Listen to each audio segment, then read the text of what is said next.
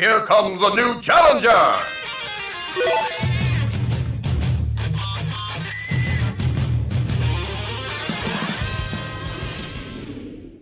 Hello everyone, and welcome to Not Everyone Is Here, and in this one we're covering Crash Bandicoot, a character that, just alongside with Chief, I've had in my predictions for Smash for a while now, along with Ryu Hayabusa, which will be a character I will cover in the future as well, probably the next character, but either way, Crash is a character I've been meaning to speak more in depth about and my opinions on what are his chances. And as I said in the Chief video, I think every character has just enough of a chance to make it into Smash regardless of whatever, right? Because I think Crash is like the best example of this. Crash, gaming icon, all right? It's irrefutable, all right? The character's a gaming icon. He was essentially the mascot of the PS1. Like Crash was the character that, you know, you saw the advertisements for Sega versus Nintendo, and when you saw versus Sony added with that, it was always Crash you saw, right? Crash is the character for the PS1 era. Like he represents that era, and that was a big time at that time when Crash showed up. So Crash is definitely a gaming icon. There's no disputing on that front, all right? Now, obviously, being a gaming icon, he would have high value, but here's the thing. I don't think that a gaming icon automatically means you get to Smash. I think a gaming icon means that you definitely will be noticed, and Nintendo or Sakurai may want to obtain that character because of what it means, not just for the one aspect that it served, like Crash with PS1, but how much it affected gaming, essentially. How much that franchise affected gaming as a whole. Crash was essentially used as the competitor for Nintendo, and the console war stuck chugging along. So of course Crash would have that sort of big influence, you know, but that doesn't necessarily mean that Crash has to be in the game. You know, I feel like people, and I'm guilty of saying this myself, I feel like if you say a character, because they have this legacy, this grand legacy, that they deserve to be in Smash because they have this legacy. And that's not necessarily true, because, you know, we have characters in Smash that are third party that, whilst have a legacy all to their own, that doesn't mean they necessarily had the biggest impact in gaming, arguably, right? Like, let's look at some of the third parties. Sonic obviously had a huge impact. Without Sonic, we probably wouldn't have the games we do today, right? Because without that competition, there's nothing to strive for anything better. But because of Sega, because of the 16-bit Genesis versus the 8-bit Nintendo said, all right, we're gonna kick it up a notch. We're gonna make our next console better than yours. And Sega was like, well, I'm gonna make my console better than yours. And then it failed, but the next one, I promise you it will work, you know? But essentially without Sonic, we wouldn't really be anywhere. But then again, you have Mega Man, and Mega Man's not really that grand of a character, right, in the long scheme of things, right? He had level selects, which were basically new for gaming at that time, right?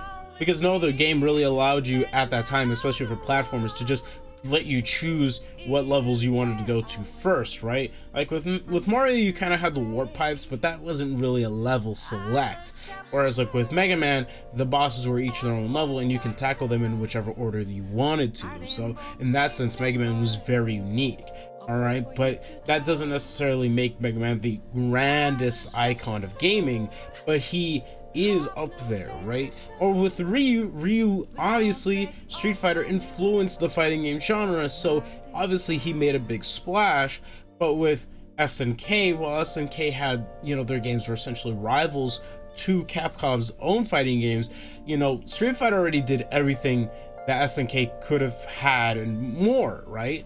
You know, ultimately SNK is just known for having really solid fighting games, you know, but, you know, some may say, well, inspired Smash, you know, without SNK, without KOF, there'd be no Smash. And obviously there are mechanics in like KOF that were included into Smash, things like short hops, full hops, and stuff like that, right?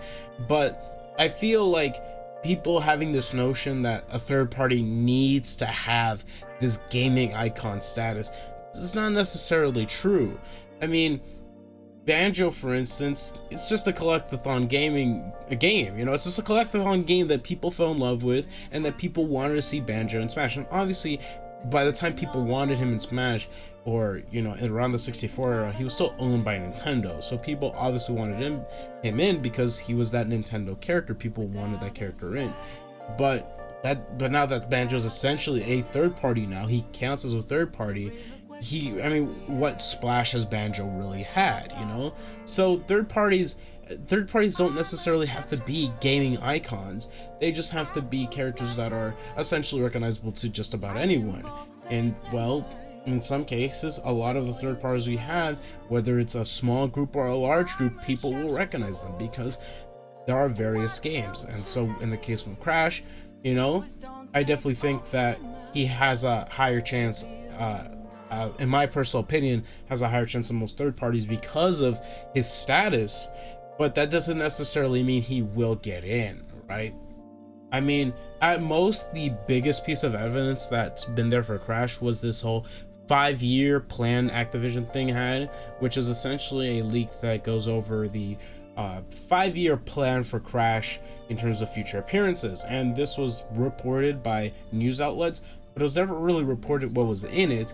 But leaks came out before that basically said Crash 4 before it was announced. I believe Crash Team Racing was on there, but I think that was already announced by then. The mobile game, which was later confirmed and I think is out right now, and one of the things that was mentioned apparently, supposedly, was Crash and Smash. But that's really it, and obviously we haven't seen the document ourselves, but we know that it exists, but we don't know if Smash was on it, you know what I mean? So with that, I would say temper your expectation. As for me, I do think between Crash and Chief, Crash probably edges out Chief in my mind, but I do think that, you know, Chief is possible. I think any character is possible. Renmu can show up. I mean, who knows?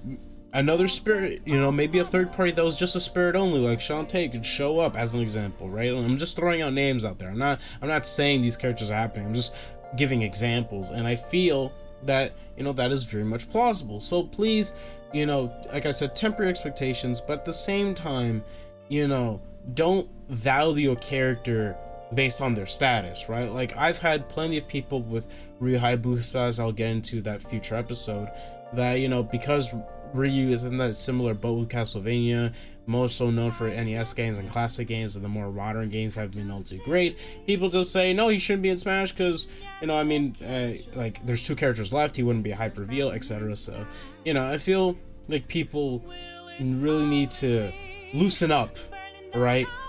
That's just me. With that being said, I hope you guys enjoyed. These videos are going to be much more relaxed type videos. I don't really think I'm going to be editing these videos. More so, I just want to get a point across with the characters I discuss. And, you know, like I said, in the case of Crash, it's really just don't value third parties as much as, like, you'd like to, right? Especially gaming icons. Like, I'm not going to deny Crash as a gaming icon. I'll never deny that. You know, I think it'd be dumb to deny that Crash isn't a gaming icon on the level of Mario or Sonic. Like, he's up there. Like, obviously he's not on the same level as Mario, but he's up there, right? And I would never take that away from Crash, but at the same time, that doesn't automatically mean he's getting in, right? Like, that's just how it is. Me personally, I'd like to see Crash and Chief make it in because, you know, you have that 4-way rivalry with, you know, Nintendo, Sega, Microsoft, and, you know, Sony, PlayStation. Even though, you know, Crash isn't first party and Crash obviously is multiplat, I'm talking about that era he represented, the biggest part of Crash around that time. So, like I said, I think it's important to temper expectations, and for the rest of these videos, I will be making them more relaxed. After all, it's just discussions. We're just talking. If I have to show something on screen, I'll show it, but, you know, when it comes to this video, I really don't have to. And for future videos, I don't think I really will. Like with Ryu Hayabusa, I've already covered so many videos on the character that I guess that video would just end up being my final thoughts, and I wouldn't really bring up anything new to the table, you know, unless something new did come out. But with that being said, take care of yourselves. Let's get to 1,000 before the end of the year, as I always say, and have yourself an amazing rest of your day. Be safe, and yeah, I'll see you guys next time. Peace. You're not alone in this world. We're right here with you. I chose to reach your destiny. I sought and fought through, scarred up, but I'm feeling good. Move destiny, I'm coming through. Partner, we can do this right. You're the fire, I'm the wind tonight. tread, haha, just like